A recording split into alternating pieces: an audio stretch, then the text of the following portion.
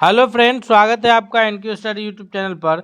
सक्षमता 1-2 के रिजल्ट आने के बाद सक्षमता 3 की परीक्षा होने की तिथि की घोषणा कर दी गई है। तो आइए हम लोग सक्षमता 3 की तैयारी में जीके जीएस यानी जनरल स्टडी सामान्य अध्ययन से आने वाले प्रश्नों को देखना शुरू करते हैं। हमारे स्क्रीन पर पहला नंबर सवाल है कि की प्रक्रिया शुरू हुआ और हमारा संविधान जो 26 नवंबर 1949 को बन करके तैयार हुआ, उस बीच में जो 2 वर्ष 11 महीने 18 दिन का समय लगा, लेकिन हमारे संविधान निर्माताओं ने उसमें मूल कर्तव्य नहीं जोड़ा था। बाद में जो है संविधान संशोधन के द्वारा इसमें मूल कर्तव्य जोड़ा गया। तो यह जो मूल कर्तव्य हमारा जोड़ा गया है, यह भारतीय संविधान में यह कहाँ से लिया गया है, सबसे पहला क्वेश्चन तो यही है। तो यह जो मूल कर्तव्य निर्धारित किया गया है, यह पूर्व सोवियत संघ रूस से किया गया है, यानी ऑप्शन नंबर डी जो है करेक्ट आंसर होगा। ये मूल संविधान में जोड़ा कहाँ गया है, तो यह भाग 4 में, और ये अनुच्छेद जो है 51 क में जो है मूल कर्तव्यों को जोड़ा गया है। नेक्स्ट क्वेश्चन की ओर बढ़ते हैं। दूसरा नंबर प्रश्न है कि मौलिक कर्तव्य जो निर्धारित किए गए हैं वह किस संविधान संशोधन के द्वारा निर्धारित किया गया है। तो इस दूसरा नंबर प्रश्न का जो सबसे सही उत्तर होगा वह है कि ऑप्शन नंबर सी यानी 42वें संविधान संशोधन के द्वारा जो है यह मौलिक कर्तव्य को हमारे संविधान में जोड़ा गया। और यह मौलिक कर्तव्य जो हमारे संविधान में जोड़ा गया है यह किसकी सिफारिश पर, तो ये भी याद रखेंगे कि सरदार सरवण सिंह समिति की जब सिफारिश की गई तो फिर मौलिक कर्तव्य जो है सभी नागरिकों के लिए निर्धारित किए गए थे।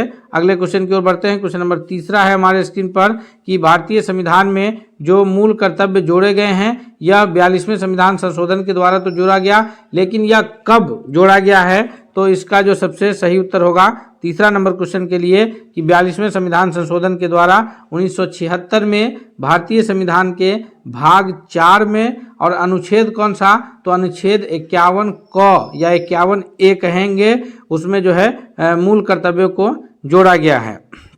दोस्तों, हम सभी महत्वपूर्ण प्रश्नों को एक एक करके उसके उत्तर की व्याख्या के साथ देखेंगे। हम इससे पहले आपसे रिक्वेस्ट करते हैं कि अगर आप चैनल पर नए हैं तो प्लीज़ आप चैनल को जरूर सब्सक्राइब कर लीजिए तथा बेल आइकन को दबा लीजिए ताकि कोई भी अपडेट्स आए तो सबसे पहले आप तक पहुंचे। साथ ही साथ आपसे यह भी रिक्वेस्ट करेंगे कि यह वीडियो अगर पसंद आ रहा है तो दोस्तों के बीच भी शेयर कीजिए ताकि सभी लोग इससे बेहतर तैयारी कर सके। क्वेश्चन नंबर चौथा है कि भारत के संविधान में किस अनुच्छेद में मौलिक कर्तव्यों की चर्चा की गई है। जी, भारतीय संविधान के कौन से अनुच्छेद में मौलिक कर्तव्य की चर्चा की गई है, तो इस प्रश्न का जो सबसे सही उत्तर होगा चौथा नंबर क्वेश्चन के लिए वह है ऑप्शन नंबर ए कि 51 ए में। हम उसी वक्त से कह रहे हैं कि 51 ए, या अगर हिंदी की बात करें तो 51 क में जो है इसको जोड़ा गया है। नेक्स्ट क्वेश्चन की ओर बढ़ते हैं। क्वेश्चन नंबर 5वां है कि संविधान के किस अनुच्छेद के द्वारा जो है सिखों को कृपाण धारण करना धार्मिक स्वतंत्रता का अंग माना गया है। यानी सिख समुदाय के जो लोग हैं हमारे भारत में, तो उन्हें जो है कृपाण रख करके बाकी उसके उन सिख मतवालंबी के अतिरिक्त कोई अन्य धर्मावलंबी जो है वो किसी प्रकार का कोई ये लेकर के चलने का उन्हें अधिकार प्राप्त नहीं है। लेकिन जो सिख समुदाय के लोग हैं उन्हें जो है कृपाण लेकर के चलने का अधिकार प्राप्त है। यह भारतीय संविधान का जो है अनुच्छेद 25 यानी धार्मिक स्वतंत्रता के अंतर्गत जो अनुच्छेद 25 है यह इस बात का उन्हें अधिकार प्रदान करता है। ऑप्शन नंबर बी जो है करेक्ट आंसर होगा। नेक्स्ट क्वेश्चन के ओर बढ़ते हैं। क्वेश्चन नंबर 6 है कि भारतीय संविधान निम्नलिखित में से कौन सा नागरिकता प्रदान करता है। यानी भारतीय संविधान के द्वारा जो है भारत के लोगों को जो नागरिकता दी गई है वो किस प्रकार की नागरिकता दी गई है, एकल नागरिकता है या फिर दोहरी नागरिकता है। तो अगर हम लोग बात करें कि भारत में नागरिकता की, तो भारत की जो नागरिकता है वो एकल नागरिकता है। यानी भारत का जो नागरिक है चाहे वो किसी भी राज्य में बसता हो उसे भारत का नागरिकता प्राप्त है।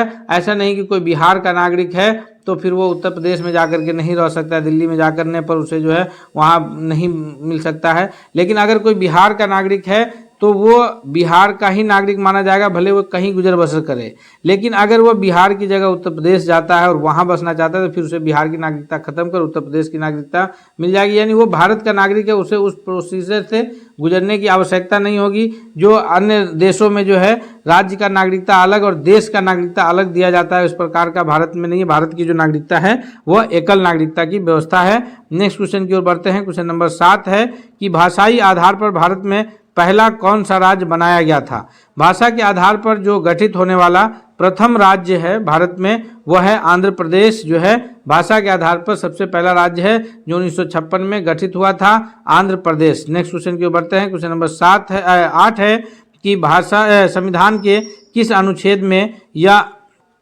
अंकित है कि इंडिया अर्थात भारत राज्यों का एक संघ होगा?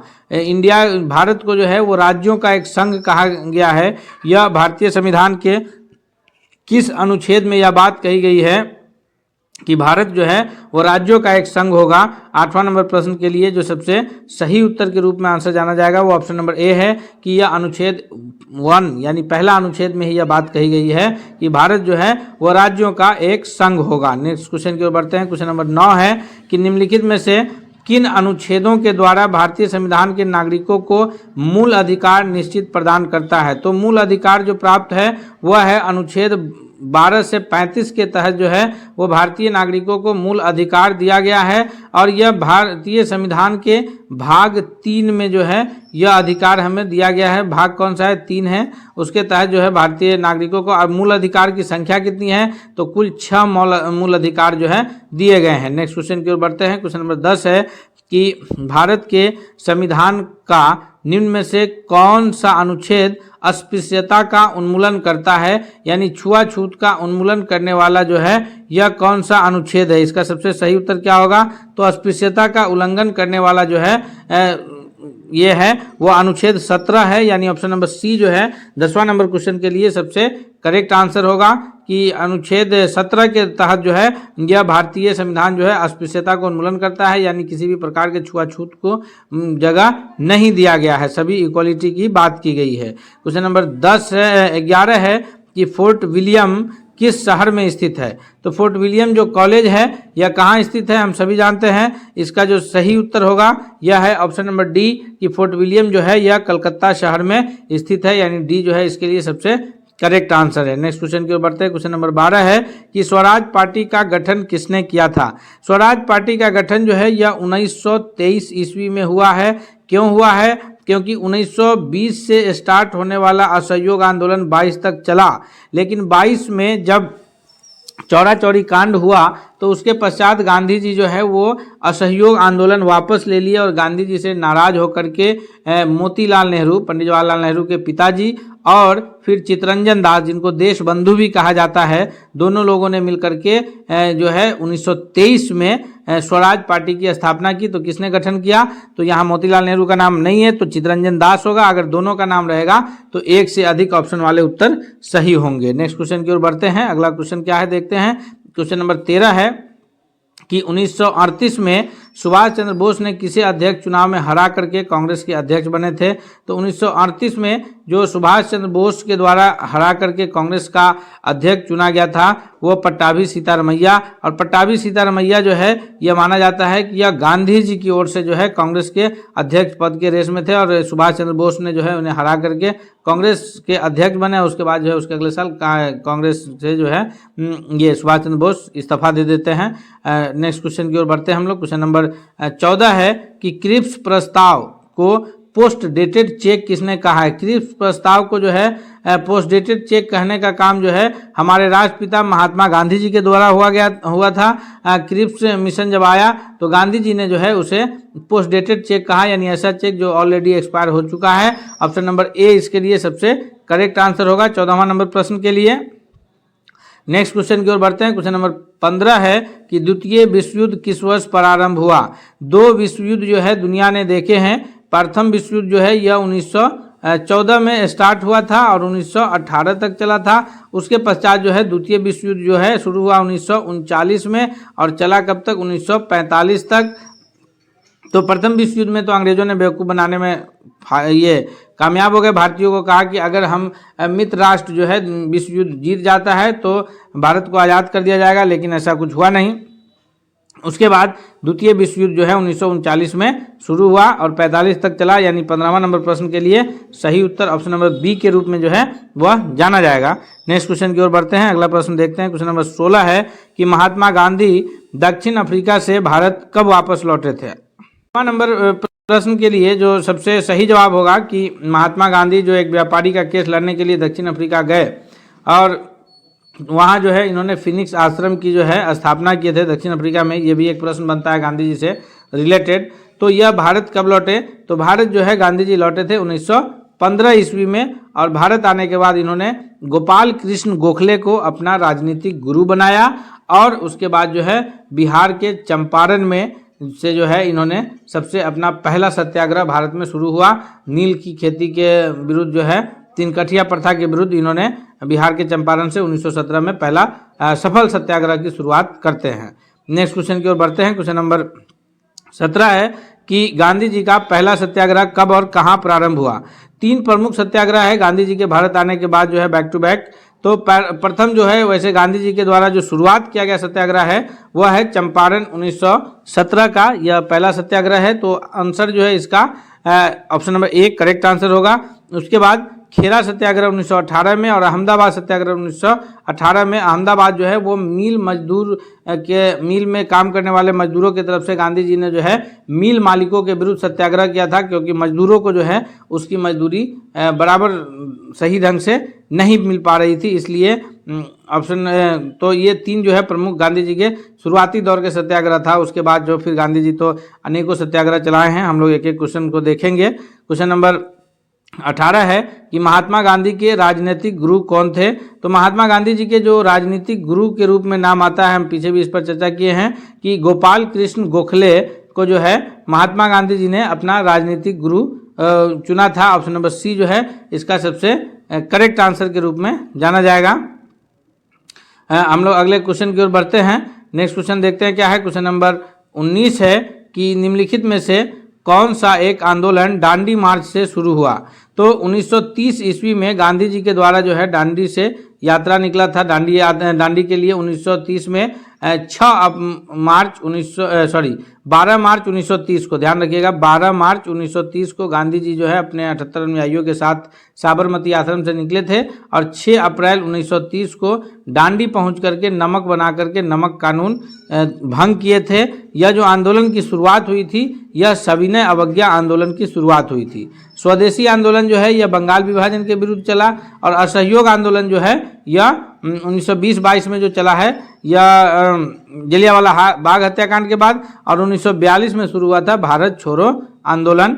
याद रखेंगे हम लोग। नेक्स्ट क्वेश्चन की ओर बढ़ते हैं। क्वेश्चन नंबर 20 है कि असहयोग आंदोलन कब प्रारंभ हुआ? तो असहयोग आंदोलन जो प्रारंभ हुआ है इसका सबसे सही जवाब ये होगा ऑप्शन नंबर बी के 1920 में जो है असहयोग आंदोलन प्रारंभ हुआ। असहयोग आंदोलन किस घटना के बाद अगर प्रारंभ हुआ? तो असहयोग आंदोलन जो शुरू हुआ था वह मुख्य रूप से जलियांवाला बाग हत्याकांड के विरुद्ध हुआ था। जलियांवाला बाग हत्याकांड जो है यह पंजाब के अमृतसर में जलियांवाला बाग में लोगों के नरसंहार के बारे में जाना जाता है। कौन था? तो जनरल ओ डायर ने जो है इस पर गोलियां चलवाया था। अगले सवाल की ओर बढ़ते हैं। नेक्स्ट क्वेश्चन है क्वेश्चन नंबर 21 है। अब यह जो प्रश्न है हमारा यह विज्ञान से रिलेटेड प्रश्न है, इसलिए दोस्तों हम आपसे फिर रिक्वेस्ट करेंगे कि अभी हम लोगों ने भारतीय संविधान और इतिहास में भारतीय राष्ट्रीय आंदोलन से संबंधित महत्वपूर्ण प्रश्नों को देखा है। आगे हम लोग विज्ञान भूगोल से इत्यादि से प्रश्नों को देखेंगे, इसलिए आप अगर अब तक चैनल पर नए हैं तो प्लीज़ आप चैनल को जरूर सब्सक्राइब कर लीजिए तथा बेल आइकन को दबा लीजिए ताकि कोई भी वीडियो या अपडेट्स आए तो सबसे पहले आप तक पहुंचे। साथ ही साथ हम आपसे रिक्वेस्ट ये भी करेंगे कि वीडियो पसंद आ रहा है तो दोस्तों के बीच भी शेयर करना नहीं भूलिए।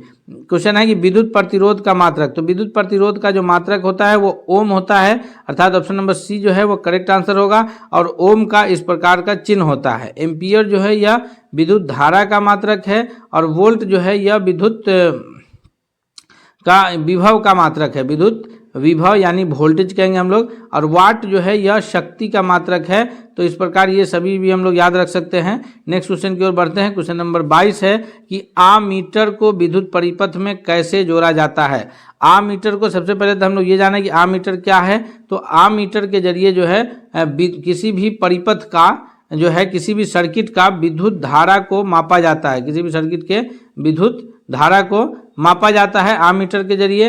तो विद्युत धारा को मापने के लिए जो है हम लोग को आमीटर को जो कनेक्ट करना पड़ता है वह श्रेणी क्रम में जोड़ा जाएगा। ऑप्शन नंबर ए जो है वो करेक्ट आंसर होगा। 22वां नंबर क्वेश्चन के लिए वोल्ट मीटर जो है उसके जरिए किसी भी परिपथ के विद्युत विभव को मापा जाता है, और वोल्ट मीटर को जो कनेक्ट किया जाता है वो समांतर क्रम में किया जाता है। ये हम लोग याद रखेंगे, इससे अक्सर प्रश्न बनते हैं आमीटर और वोल्ट मीटर में। आमीटर से करंट मापते हैं, श्रेणी क्रम में जोड़ते हैं, वोल्ट मीटर से वोल्टेज मापते हैं यानी विभव मापते हैं, और समांतर क्रम में जोड़ते हैं। नेक्स्ट क्वेश्चन है क्वेश्चन नंबर 23 कि निम्नलिखित में से जूल किसका मात्रक है। तो जूल जो है दो चीज़ों का मात्रक होता है, एक जूल कार्य का मात्रक होता है और जूल जो है वह ऊर्जा का भी मात्रक होता है। लेकिन ऑप्शन में हमारे पास केवल कार्य दे रखा है, तो ऑप्शन नंबर ए हम लोग करेक्ट आंसर के रूप में टिक करेंगे। वहीं अगर हमारे परीक्षा में इस प्रकार से दे कि जहां ऑप्शन में कार्य और जूल दोनों उपस्थित हो, तो एक से अधिक वाले जो ऑप्शंस होते हैं हम उन्हें टिक करेंगे। याद रखेंगे जूल एक ऐसा मात्रक है जो दो क्वांटिटी का मात्रक है, यानी कार्य का भी और ऊर्जा का भी।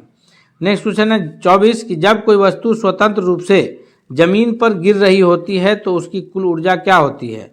तो जब कोई वस्तु अगर स्वतंत्र रूप से जमीन पर गिर रही है, उस पर किसी भी प्रकार का कोई ये दाब या बल नहीं लगाया जा रहा है, तो इसकी जो स्थितिज ऊर्जा है उसकी जो कुल ऊर्जा है वह स्थिर रहती है। यानी 24 नंबर प्रश्न का सबसे सही जवाब ऑप्शन नंबर सी के रूप में जाना जाएगा।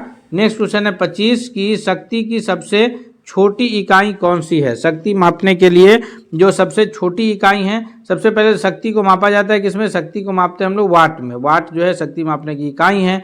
किलो वाट का मतलब ये हो गया कि 1000 वाट, किलो से मतलब हो गया 1000 वाट, और अश्व शक्ति जो है यह 746 वाट के बराबर होता है। ये भी याद रखेंगे, अश्व शक्ति हॉर्स पावर जो है वो 746 वाट के बराबर होता है। तो अर्थात सबसे जो छोटी इकाई हो जाएगा वो वाट हो जाएगा। ऑप्शन नंबर ए जो है वह करेक्ट आंसर हो जाएगा।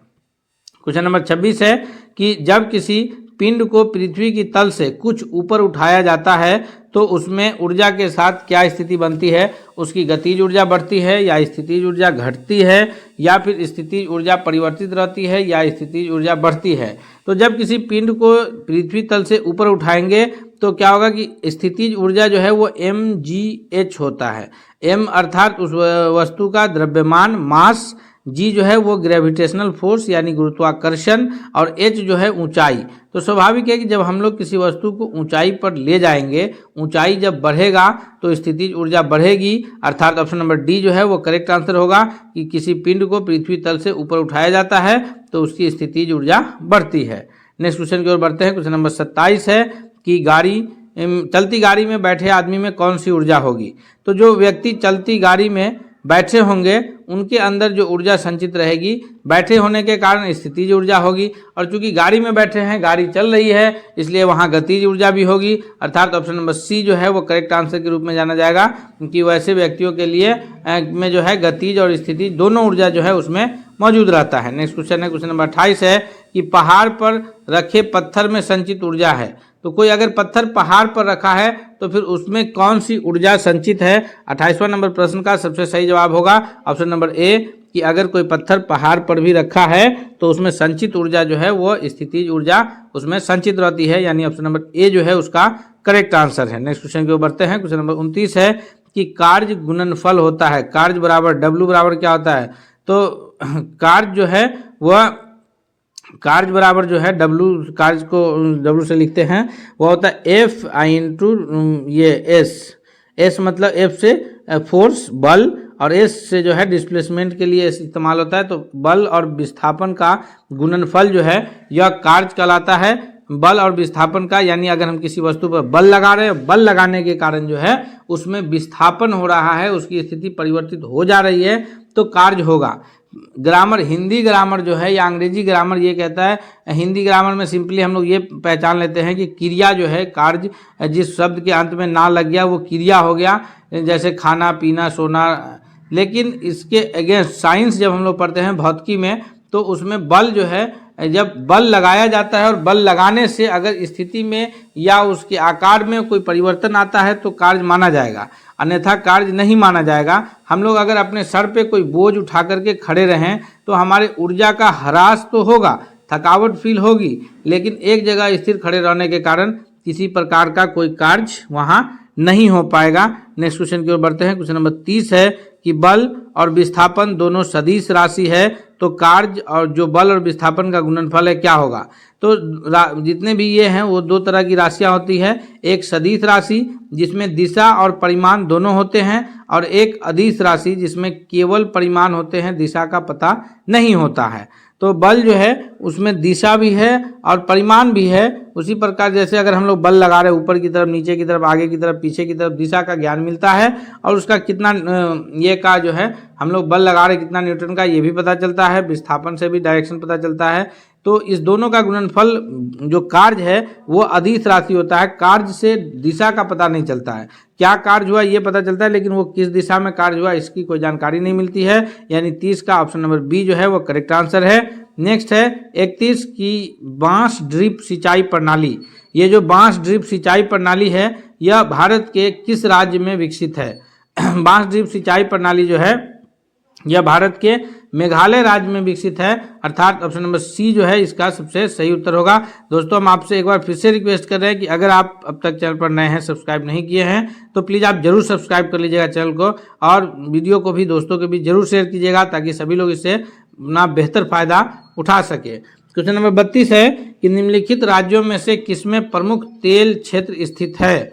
तो तेल क्षेत्र जो स्थित है हमारे ऑप्शन में जो राज्य हैं, राजस्थान मौजूद नहीं है, बिहार में नहीं है, तमिलनाडु में नहीं है। ऑप्शन नंबर बी जो है वो करेक्ट आंसर होगा कि असम में जो है तेल क्षेत्र स्थित है। बिहार में क्या स्थित है इसमें, तो बिहार में जो है तेल शोधक कारखाना बरौनी में स्थित है। नेक्स्ट क्वेश्चन है क्वेश्चन नंबर 33 है कि राष्ट्रीय महामार्ग 2 यानी NH जो है 2 यह कहाँ से कहाँ तक है। NH2 दिल्ली से कोलकाता तक है, या फिर यह जो है दिल्ली से अमृतसर है, या पटना पूर्णिया है, या पटना दरभंगा है।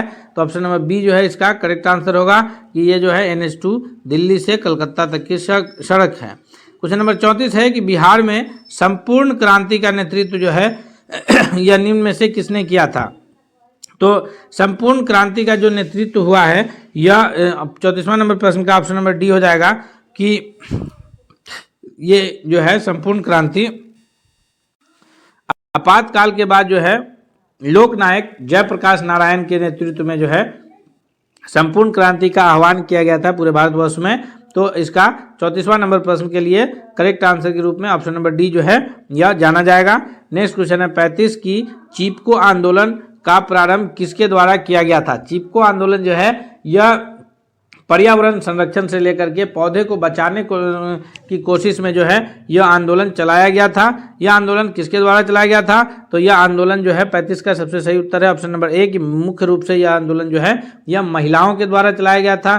किनके नेतृत्व में, तो यह जो है सुंदरलाल बहुगुणा के नेतृत्व में जो है चिपको आंदोलन चला था। कहाँ, तो उत्तराखंड में। नेक्स्ट क्वेश्चन है क्वेश्चन नंबर 36 है कि चिपको आंदोलन का नेतृत्व इसमें से किसने किया। हम अभी कहे हैं दोस्तों कि चिपको आंदोलन का नेतृत्व जो है वह सुंदरलाल बहुगुणा के द्वारा जो है इसका नेतृत्व किया गया था। यानी 36वां नंबर प्रश्न के लिए जो करेक्ट आंसर हो जाएगा क्या होगा, सबसे सही उत्तर जो है वो ऑप्शन नंबर बी होगा कि सुंदरलाल बहुगुणा के नेतृत्व में जो है वह चिपको आंदोलन शुरू हुआ था। नेक्स्ट क्वेश्चन की ओर बढ़ते हैं। क्वेश्चन नंबर 37 है कि 16वीं लोकसभा का चुनाव किस वर्ष हुआ था। 16वीं लोकसभा का जो चुनाव हुआ है ये याद रखेंगे तो 2009, 4, 19 या 14 इन सभी में भी जो है लोकसभा के चुनाव हुए हैं।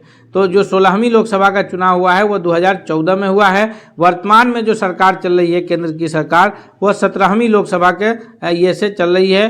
तो 17वीं लोकसभा का चुनाव हो गया 2019 में, और 17वीं लोकसभा में जो है लोकसभा अध्यक्ष के रूप में ओम बिरला काम कर रहे हैं, और 16वीं लोकसभा में लोकसभा अध्यक्ष के रूप में जो है सुमित्रा महाजन थी। नेक्स्ट क्वेश्चन की ओर बढ़ते हैं। क्वेश्चन नंबर 38 है कि नर्मदा घाटी परियोजना किन किन राज्यों से संबंधित है। यानी नर्मदा घाटी परियोजना से किन किन राज्यों को बेनिफिट्स मिल रहा है। तो अगर हम लोग ऑप्शन को ध्यान से देखेंगे एक बार सही से, तो इसका सबसे जो करेक्ट आंसर का कूट बन रहा है कि नर्मदा नदी घाटी परियोजना से जो है यह गुजरात, महाराष्ट्र और मध्य प्रदेश राज्यों को जो है यह बेनिफिट उससे मिल पा रहा है। नेक्स्ट क्वेश्चन है 39 की ताड़ी विरोधी आंदोलन जो है वो निम्न में से किस प्रांत में शुरू हुआ था।